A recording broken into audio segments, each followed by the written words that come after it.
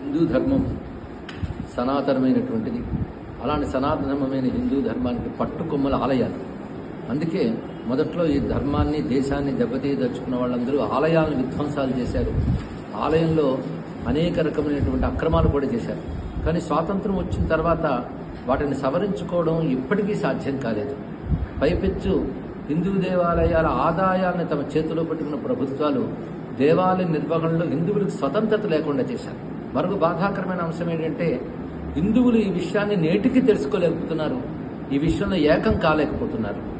ఇప్పుడు అలా ఏకం కావాల్సిన తరుణం వచ్చింది. ఇప్పటికీ సమయం చాలా మించిపోయింది. ఇప్పుడే ఏకం కాలేకపోతే సనాతన ధర్మాన్ని మనల్ని మనం రక్షించుకోవడం, సనాతన ధర్మం బాగుంటేనే దేశం బాగుంటుందని గుర్తుపెట్టుకోవాలి.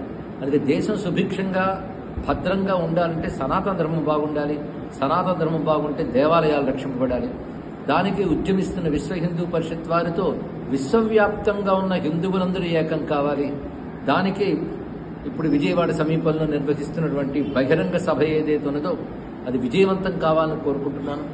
ముఖ్యంగా హిందువుల ఐక్యత ఏమిటి అనేటువంటిది ఈ సభ ద్వారా ప్రకటింపబడి నిజమైన హైందవ శంఖారావం దద్దరిల్లేలా మారుమృగాలను కోరుకుంటూ ఈ కార్యక్రమం విజయవంతం కావాలని, హిందూ జాతి సమగ్రంగా జాగృతి పొందాలని కోరుకుంటూ స్వస్తి.